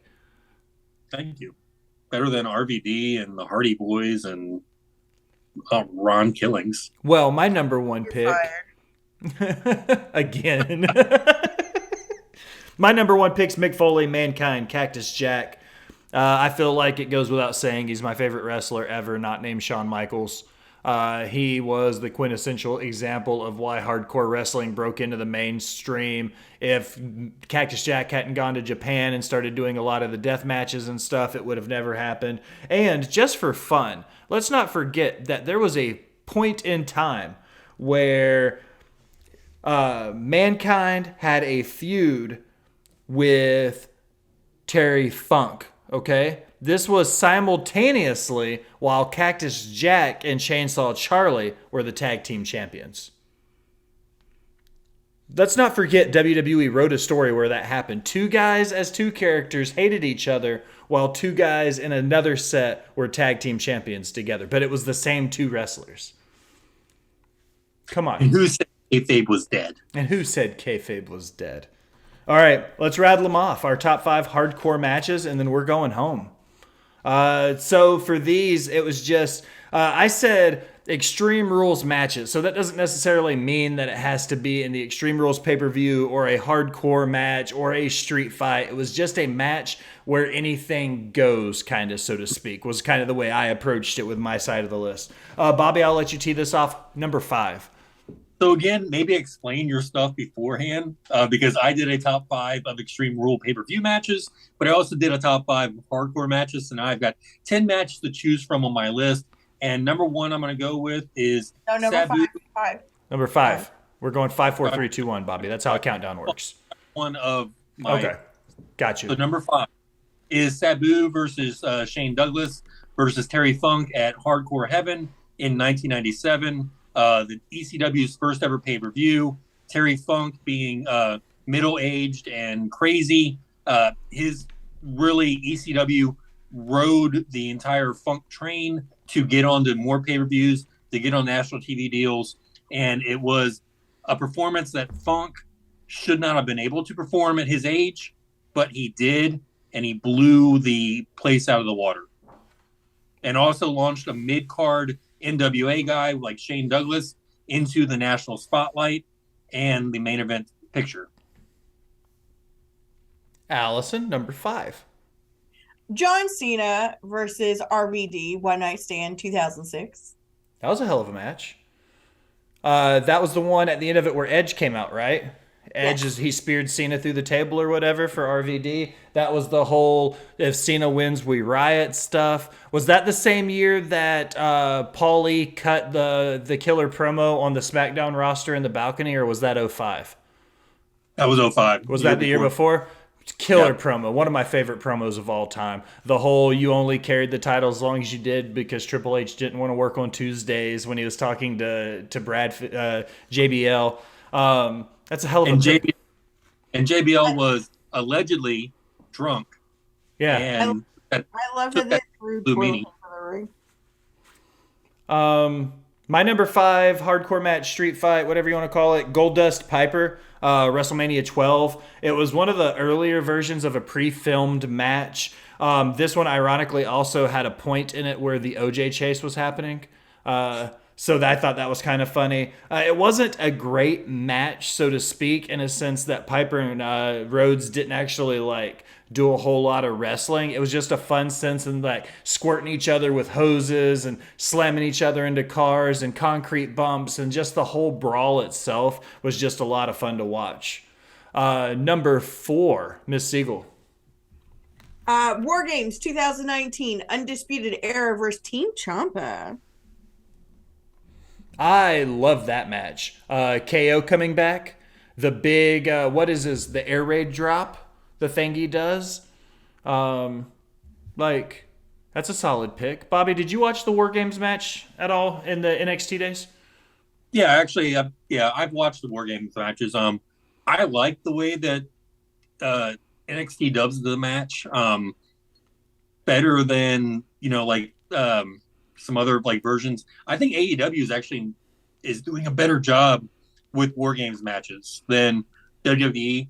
I think one of the things one thing my critique on WWE NXT War Games is they've got to put that top of the cage back on there. Like it makes it feel more dangerous. Um, so yeah, I like that match. Number 4 for me was Cactus Jack Triple H Royal Rumble 2000 heavyweight title street fight. They did the whole. There's a rivalry about this match, man, between that one building up to the Hell in a Cell match. I feel like a lot of this stuff in the early 2000s was gold. That helped push Triple H to show he could be a singles competitor by himself, winning titles without having to have Shawn. So I think that one's a golden piece of wrestling history when it comes to like street fights and hardcore wrestling. Bobby, did you say 4 already? Nope.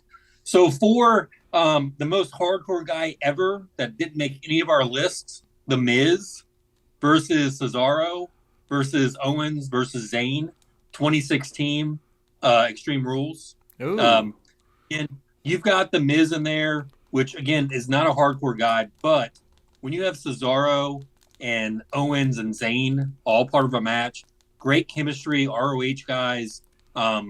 There's going to be an amazing match. So The Miz was lucky to be in there, but I think that match really, for the hardcore Extreme Rules pay-per-view type of matches, that it was phenomenal, especially for a Fatal 4.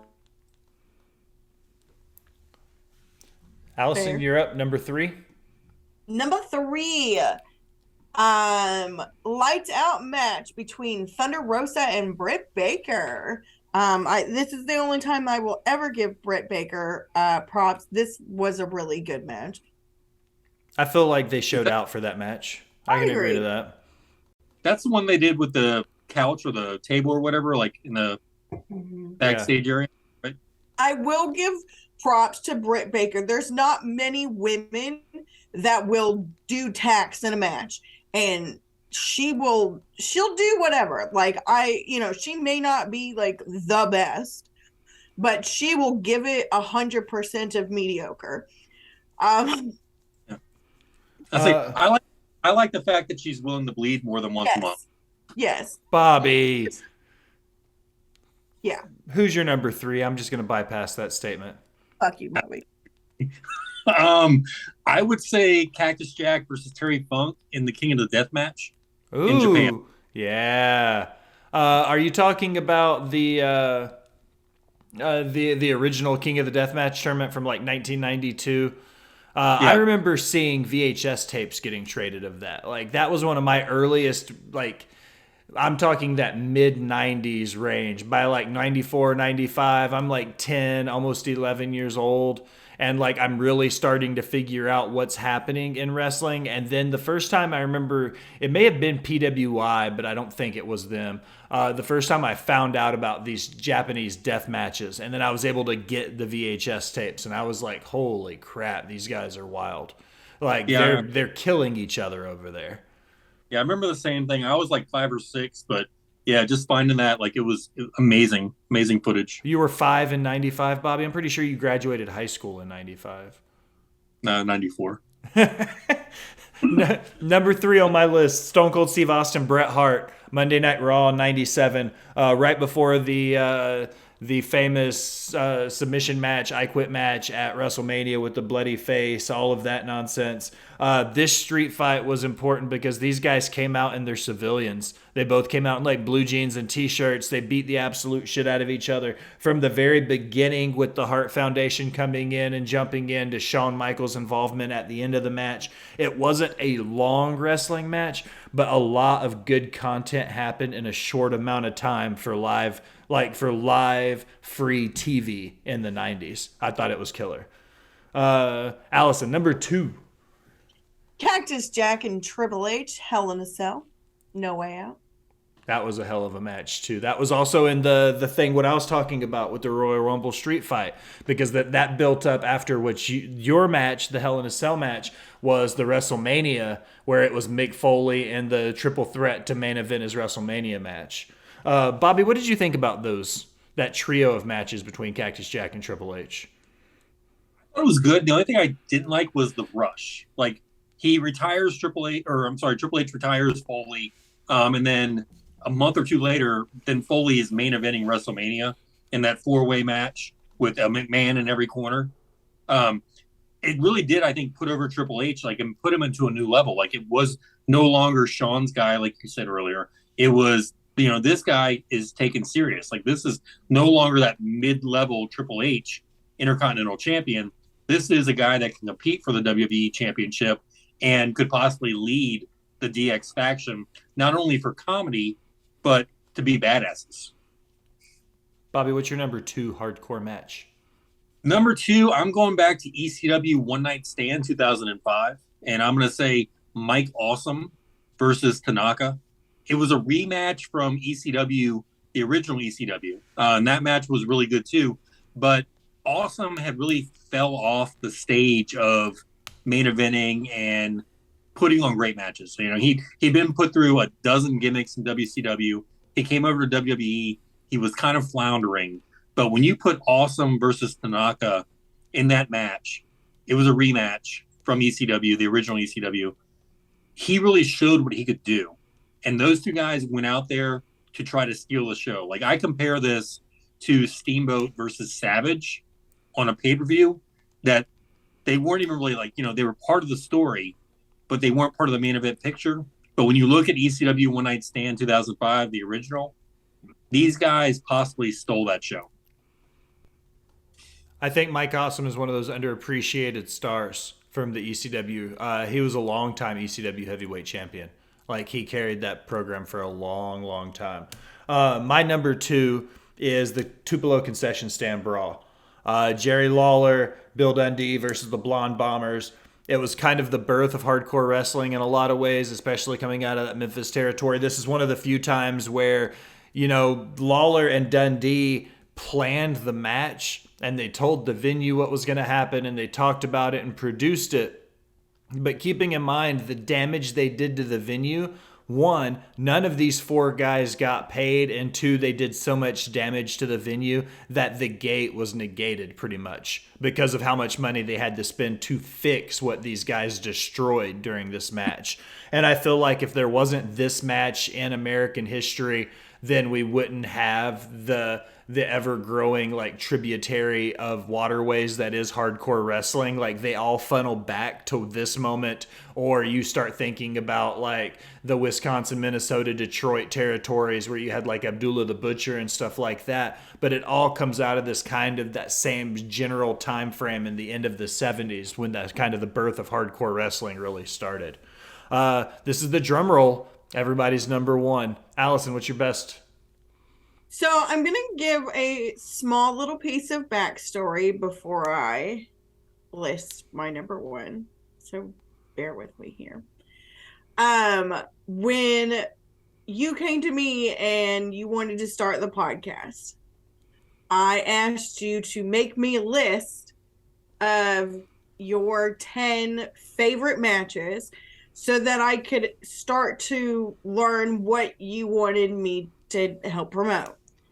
The very first match on that list. Can I guess? What? No. I want to see if she's going to say it. Then I want to see if you were right, because I didn't put this match. I know exactly what she's going to say because I didn't put this match on my list. TLC. Okay, Bobby. No. No. The very first match that I watched was Mankind, Undertaker, Hell in a Cell, King of the Ring, 1998. That's a fantastic match. That's the Mankind bump. You can never go wrong with that match. The tooth coming out of his top lip thing, the tacks getting thrown through the cage. He's broke in half. That's my best JR impression I got. God almighty, he's broken. He broke in half right here in front of me. By God, he's dead. He is dead. So that is, not only is that my favorite match that I've ever watched, it is obviously my number one hardcore match. And after I got diagnosed with leukemia, Mick Foley said that I was going to throw cancer off the top of that cell the same way The Undertaker did him. And by God, I fucking did it. So that was cool. Plus, I like Mick Foley. He's kind of my guy. Bobby, what's your number one? So this is going to be a crazy one. I'm sure I'm going to get booed and get a lot of hate mail. But John Cena versus Brock Lesnar, 2012. Wow. Because John Cena was untouchable. Like, you can listen to like one of his theme songs and he says that. And he went against Lesnar. He beat him earlier in the year when Lesnar came back. And Lesnar beat him like JR, government mule. And to me, that was one of the craziest matches because John Cena was, again, this untouchable guy. And Brock Lesnar destroyed him. Like, that's where Suplex City was born. So, to me, the match, was it all that entertaining? Yes and no. But you got to watch this guy that dominated WWE for 10 years plus just get absolutely destroyed by the Beast. Wow. I did not see a Brock Lesnar match being at the top of your list, Bobby. I don't even know what to say to that. Like, I don't even think, like, I would say the Roman Reigns street fight at SummerSlam this past year. But, I mean, it's your list. You can say, I mean, you have good reasonings to put your list up there, but I wouldn't have even thought it was the best Brock Lesnar street fight. What would you put? Triple H? For the best Brock Lesnar street fight? Yeah. No, the one at SummerSlam this past year with Roman. That was a fantastic match. Yeah, but Tractor, Bobby. Yeah, he picked the freaking ring up with a tractor, bro. Which, by the way, it took him like 20 minutes to get positioned right because they like didn't have enough room, so they had to like. like it's unexpected. Like it kind of like with Allison, like, you know, Foley going off the cage was unexpected. John Cena just getting the living shit beat out of him and not being able to defend himself was something like it was just amazing. Like you didn't see that. Like it was, you know, you could do Hogan versus Lesnar, that match where Lesnar dominated Hogan. You could look at Lesnar versus Orton where he legitimately got him, you know, cut open. But this was, I think, the beginning of that Lesnar domination that just basically said, hey, you know what? If you go against Lesnar, you're going to lose. And that's kind of the character now they're building with Reigns the same way. But the thing about Lesnar versus Reigns is, Lesnar is legit. All right. My number one. We've got to it. We came. Here it is. TLC 2, WrestleMania 17, Dudley Boyz, Edge and Christian, Matt Hardy, Jeff Hardy. Oh my God, I am so surprised. You had no idea it was coming. It's my favorite gimmick match of all time. I talk about it every time it comes up. Anybody always asks me. This was also on that list of matches that I gave you to watch because it's one of my favorite. They told a great story with 6 guys. Then they all incorporated a third teammate. In Rhino, in Crash Dudley, in Lita. They all got to bring somebody else out. Everybody got a good spot. The Spike. Did you say Crash Dudley? Not Crash Hodley. Crash Dudley. Crash Dudley? What's it? Yeah. Spike Dudley. Oh my God. Crash Dudley. The long lost Dudley boy. Crash Dudley. Spike Dudley. Wow. Now as we close another episode of Botch Bots and Chair Shots. TLC 2 is a great match. They knew they had to steal the show because of the My Way or the Highway Rock Austin 2. So they had to go out there. This was WrestleMania 17 Steamboat Savage. They had to go out there. They had to steal the show. They had to put the best match of the night on because they knew that the main event that night was going to be the biggest match in that generation of wrestling. The same way Steamboat Savage had to do it at 3 because they knew Hulk Hogan was slamming Andre. So, that's it. We covered a lot of shit tonight, guys. Yeah, we did. That was a long episode. Not really. I mean, we're not even at the 2-hour mark yet. But by the time we do this next part, we will be. So, Bobby Mack, it's my favorite part of the episode. I don't have to say anything. I just got to sit here and listen. Bobby, plug your stuff. Yeah, you can always find me on TikTok. There's wrestling content, really stupid stuff that I do around town. Inspirational quotes have been added, and dog stuff. So, so come follow me on TikTok, Yellow Shoe Guy. On Twitter, I'm there. I will say stuff that you probably don't want to read, but most of you, read it anyway. And then on Twitch, you can follow me, Yellow Shoe Guy. I play video games, Grand Theft Auto, some Batman stuff. And, of course, my accounting website, which I'm not supposed to say the name of. But if you're my only fan, please see me. That's because you've only got the one, and it's me. Thanks for the subscription. Hey, it was the best $4 I've ever spent. Allison, you're up. Plug your stuff. We just posted a new heel support group comic on the Botch Bots and Chair Shots tweeters. Please go find it and like it and do the things. You can follow me on the Tiki Talkies at Just a Girl 18. Please help me get to 1,000 followers so that I can go live with Mr. Shoe Guy here and Mr. Gray. And if I get to 1,000 followers on the Tiki Talkies, I will set up an accounting page. Ooh. So, wow. Yeah, Bobby, I'm going to steal your thunder. I will set up an accounting page if I get to 1,000 TikTok followers. Do we have Do we have money in the budget to buy a bunch of bots? Well, I want real followers. You want real followers? I don't. I just want bots. Follow me at the Will Gray pretty much everywhere. I just want to go live. I don't care if they're bots or not. I just want followers. Go follow me. What are you talking? You weren't done? Oh, I'm sorry. Whoa, chill out. Plug your stuff. Nice. Rude. Are you insinuating that my followers are bots? Yes. All 4,000 of them. Your followers may not be bots, but there's some other people on TikTok that I'm trying to figure out how they have as many followers as they have. Don't be rude. Yeah. Don't be mean. Justin. Huh? What'd you say about me? That guy Justin being one of them. I may or not. Oh! I Okay, hate I you. may have exactly been referring to that. I wasn't gonna say it. You guys are terrible. But you love us. Be Anyways, nice, both of you. you can follow me on Twitter at justagirl918. Thirst traps and things. Yeah. So now, Mr. Gray, it is your turn. Follow me anywhere you do the things. The Will Gray. Follow me on TikTok. I've been posting a lot of cool shorts from my interviews and stuff. Working that algorithm as best I can. Follow Mr. 8984. That's our boy RN with Route 4 Kennels. Follow the Kai Tai Show, the host of The Rewind and UWO. Follow Katie Rasslin. Follow MATTRIDDER, Matt Ritter. Follow Ted the Hillbilly Hill. Follow me, The Will Gray. Follow all my friends. They're amazing.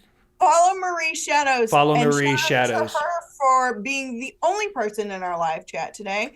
Thanks, Marie. Big shout outs to Marie. But now as we close another episode of Botched, and Chair Shots, I want to take a minute and thank you for listening. Remind you to go wherever you do anything on the internet. Like, follow, subscribe, unsubscribe, then subscribe again. Leave a comment telling me how great I am, and I'll shout it out. Leave a comment telling me how terrible we sound. I'll probably still shout it out.